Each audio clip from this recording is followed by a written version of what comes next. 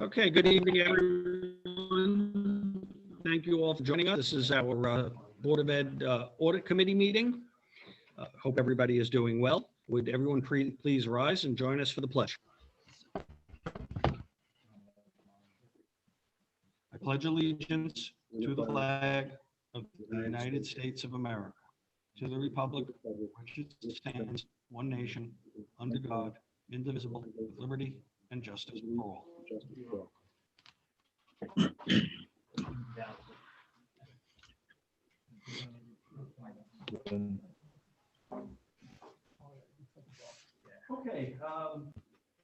Okay.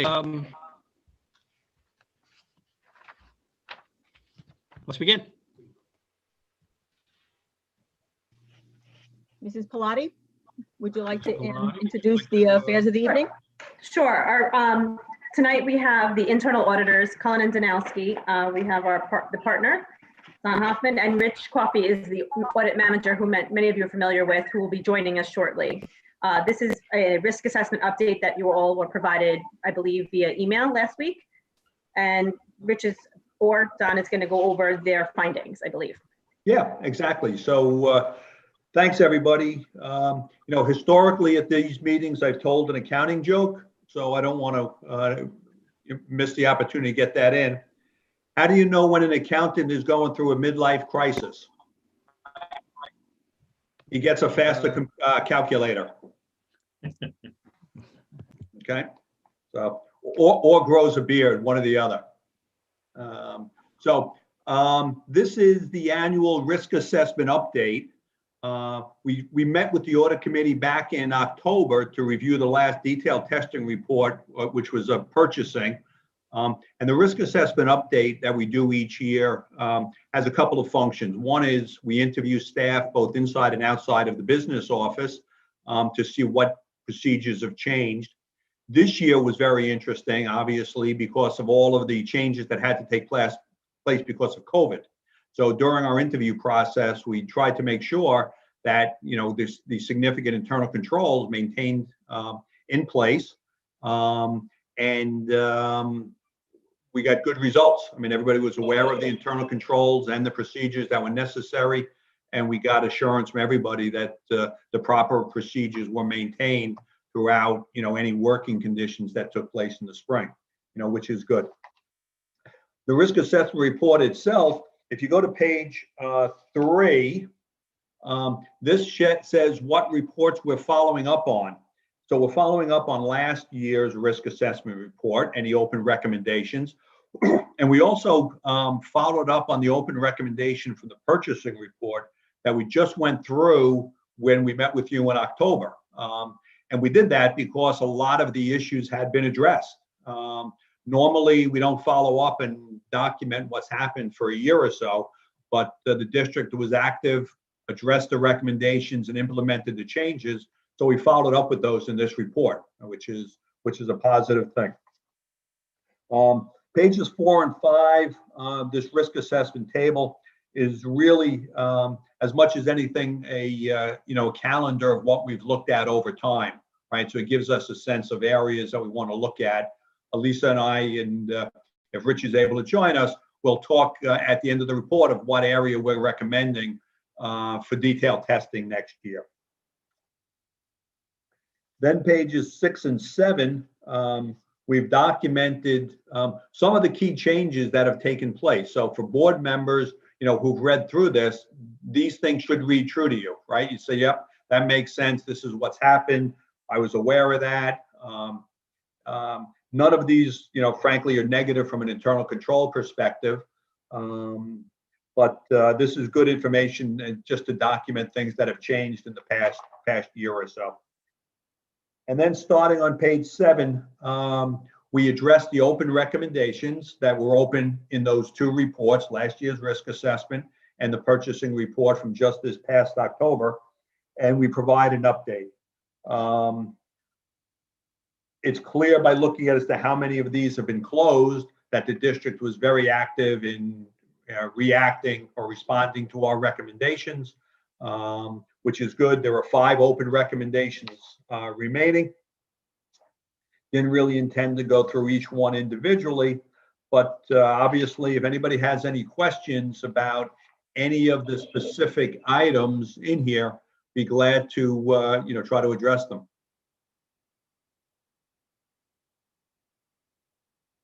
No? Okay. So the next key area is to go back and try to discuss, what's next, the next steps here. So the district should acknowledge receipt of this report. Within 90 days of that time period, a board-approved corrective action plan should be filed with New York State.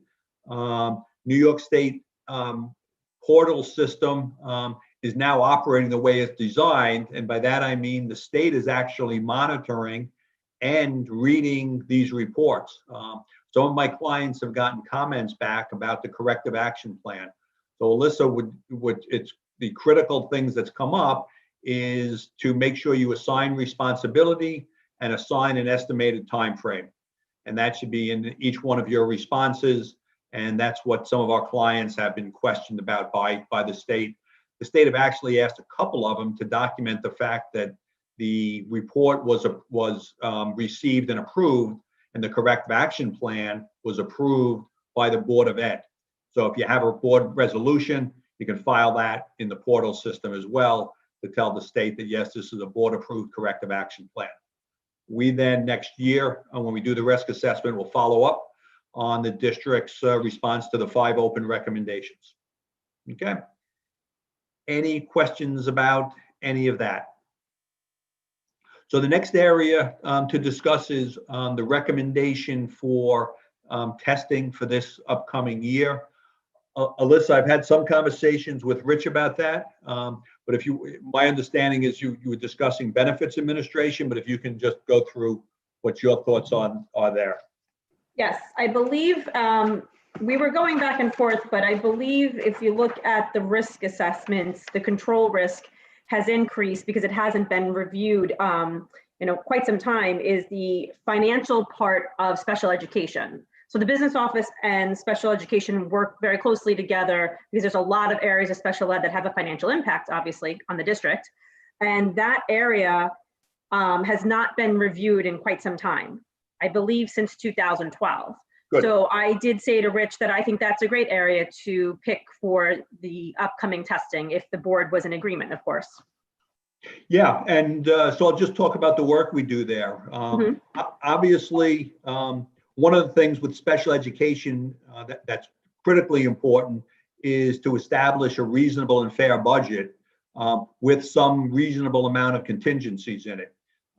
There's always exposure on the special ed side, if you don't have the budget that's done in detail, of potentially overspending that or not allowing for potential changes. And as budgets tighten, which they're continuing to do, it's important that the budget system and the budget transfers are reasonable and monitored so that it provides a realistic control over expenditures, right? Now, a lot of the expenditures you can't do anything about. Your child has to go and you pay tuition, it is what it is, right? But the reason the budget's important is to help ultimately Alyssa and the administration understand the overall budget situation of the district, right? So we do that. We also will then do detailed testing of spending, make sure that somebody's reviewing the costs against contracts, purchase orders are being done timely. We'll go in and we'll look at the administration of payroll costs associated with special education, both hourly and salary costs. And then one of the key things that we look at is to go into the STAC system. The STAC system is the reporting system to New York State of how much it costs to properly educate these students. That's an important filing because excess cost aid is based on it. Can I just interrupt you for 1 second? Yeah. Can we just go back, Steve? We had an issue with the STAC system and special education budget in recent memory. And I thought that was audited not too far ago. Steve Gala. I think that we looked at it I do recall. I mean, I don't- When we had the issue, that was quite a few years ago. Your audio is all off. Is that everybody else or is it just me? Yeah, no, it is choppy. Okay. So Emery, I agree with you. But I was just thinking, like, time flies. Was it that long ago that we actually looked at it? Because I do recall that as well. It wasn't that long ago. I want to say it was probably at the end of Deb Verdevez's tenure and the beginning of Gene Dowling's tenure, when it was discovered that we actually weren't filing those stack reports appropriately and had to go back. Right, Ron? Am I remembering that correctly? Because both Yeah. you and I were sitting on the Yep. special ed committee at that time. Yeah, So we that's did. neither here nor there. I thought that we had gone through an audit recently. That being the case, what probably happened there is the district administration put procedures in place to file the stack report, Correct, but right. has not been audited in detail by us. Okay, so this is a great test then, because in my recollection, we did have an issue not long past, and maybe we can go back and refresh everybody's memory as to what that issue was and what we did. And then see, through your processes, if that's fixed. Good. I do remember it cost us a lot of money, or we were missing a lot of money. We were missing a lot of money. I think- right. And- We were missing a lot of and we money. went back. It went and the other were way. Able to address a lot of it. Yeah, Right. I'm not sure, and Rich has joined us. Rich, you might be able to remember this better than I would. Did we identify that they weren't doing stack forms at one point and make a recommendation that they file stack forms, and then subsequently they began to prepare stack forms and recover some state aid, and we would have closed that out as part of a risk assessment without doing detailed testing of the stack form? That all ring true? I'd have to look at some of our prior reports to know, I want to provide specifics if we did have anything or find anything. Yeah. I know the last, you guys are already talking about, sorry for being late, I was in another meeting. So I know that, financial operations special ed itself, from a detailed review, hasn't been performed since 2012. Right. Yeah, and I don't think it was that it wasn't that we weren't filing the stack forms. It just, we weren't doing all of them, or we weren't doing them correctly. We weren't maximizing the reimbursements that we should have been getting. They were doing some of them. They just weren't doing them either completely or correctly. I don't recall. Well, there should have been a fix in place. So I'm suggesting that this would be a good way to see if that has followed through. Absolutely. Agreed. Hey, guys, can you hear me? Yeah. Yes. All right, so as I recall, and Deb Verdevez was still running special ed at the time, so we're probably talking 8 to 10 years ago, which is probably before See you my guys memory? were See my doing your memory? audits. We were late on some. And as it turns out, as I recall, we did get all the money in the end, but there was a bunch of them that we were running behind on. Right. Okay. Yeah. And like I said, eventually we did get all the money and, everything was okay. But I do think it was probably on the order of 8-10 years ago at this point. Okay, and that's right in schedule of when we looked at it. So it might have been our review in 2012. So that all Okay, rings maybe. true. Good. Okay. Could be. So that's the recommendation. We think that's a worthwhile area to do, and we would do that work this spring and be in a position to report to the audit committee, by June, July kind of timeframe.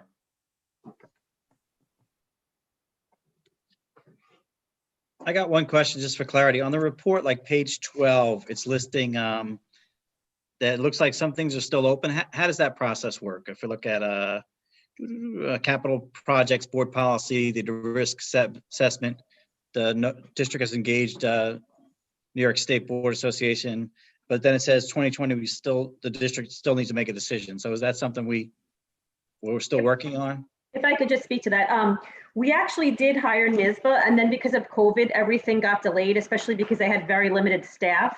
I just followed up with them this week. The only reason we were trying to not make too many changes to board policy was because NISBA is going to go through every single one of our policies, but it was actually on my list of ones to make sure that is, considered for changing in the future. So that will be taken care of when we work with NISBA this year. Okay, just want to make sure I was reading it right. Thanks. Yep.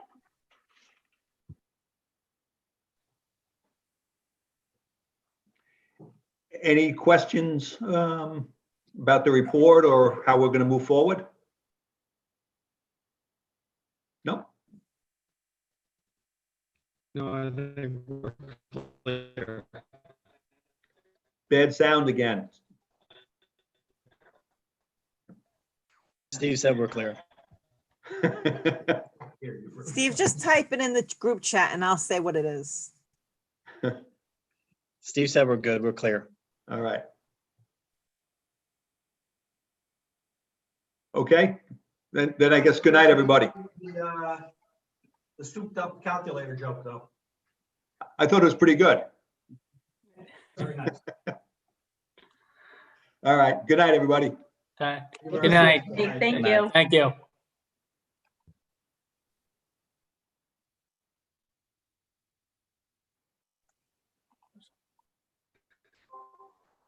All right, is it better now?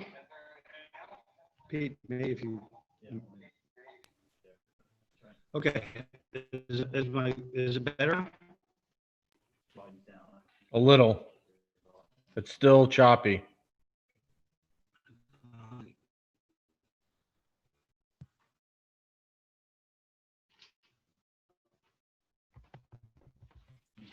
Mine's not choppy, you know why?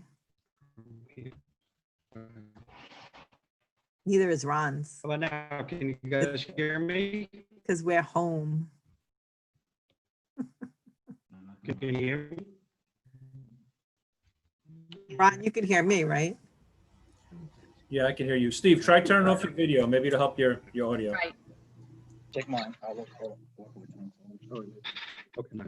Time. Okay, we're gonna, Mr. McCann has graciously Okay. loaned me his computer, so we're gonna try this way. Apologize for all the difficulties. Usually I do this from a laptop and I'm trying it from the Chromebook tonight. And it's got some hitches apparently. Okay, so we're going to move straight into our planning session at this I point. guess, And I guess now you know how the children feel. because it never hurts to pledge, would everyone please rise and join us for the pledge again? Pledge allegiance to the flag of the United States of America and to the republic for which it stands, one nation, under God, indivisible, with liberty and justice. Okay, please let the record reflect that all board members are present. Can I have a motion to approve the minutes from January 7th, 2021? Discussion? All in favor? Opposed? Motion carries. Okay, personnel. Mr. Taylor. Yes. May I have a motion for the approval of the leave of absence pursuant to the Family Medical Leave Act for Amanda Sparrow guidance effective February 24th, 2021 through May 26th, 2021. Mr. Taylor, now we're having trouble hearing you. Well, Hello? yeah, juice up your, Can you hear me? all right, Mr. Antonello has goose. Okay, go ahead. I think we're good now. Okay. May I have a motion for the approval of the leave of absence pursuant to the Family Medical Leave Act for Amanda Sparrow guidance effective February 24th, 2021 through May 26th, 2021.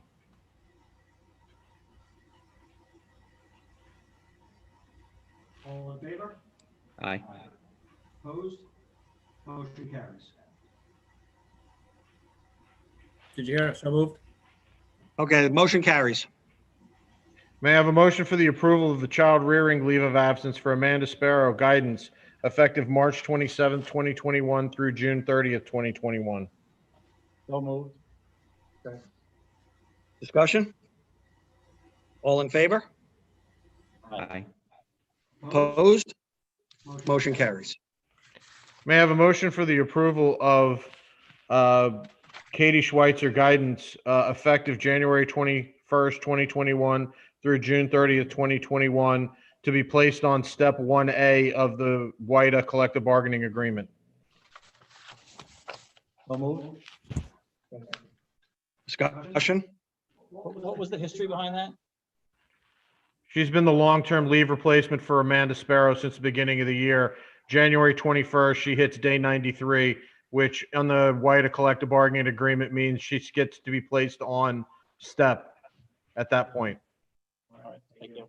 May I have a motion for the approval of the probationary appointment of June Connell, contingent account clerk, effective February 1st, 2021? So moved. Discussion? All in favor? Aye. Opposed? Motion carries. Okay, Mr. McCann is telling me that we didn't actually get to the vote on Ms. Schweitzer, so let's just double back. And all in favor? Aye. Opposed? Motion carries.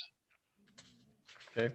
May I have a motion for the approval of the resignation of Reina Cinquamani, part-time food service worker, effective January 4th, 2021? Discussion? All in favor? Opposed? Motion carries. May I have a motion for the approval of the resignation of Frank Mariani, custodial worker 1, effective January 27th, 2021? So moved. Discussion? All in favor? Aye. Opposed? Motion carries. May I have a motion for the approval of Courtney Kuzmiak as substitute assistant cook, effective January 20th, 2021? So moved. Discussion? All in favor? Aye. Opposed? Motion carries. May I have a motion for the approval of the substitute custodians as listed on the agenda? So moved. Discussion? All in favor? Aye. Opposed? Motion carries. May I have a motion for the approval of Casey Bauer as a permanent substitute teacher, effective February 1st, 2021 through June 25th, 2021? Discussion? All in favor? Aye. Opposed? Motion carries. May I have a motion for the approval of the substitute teachers as listed on the agenda? Discussion? All in favor? Aye. Opposed? Motion carries. May I have a motion for the approval of the clubs and advisors as listed on your agenda? Discussion?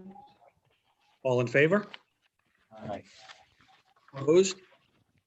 Motion carries.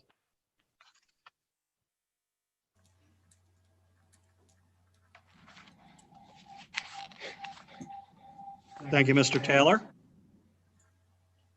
Okay, can I have a motion to adjourn to executive session where the board will discuss items such as personnel, negotiations, and litigation? So moved. Discussion? All in favor? Aye. Opposed? Motion carries.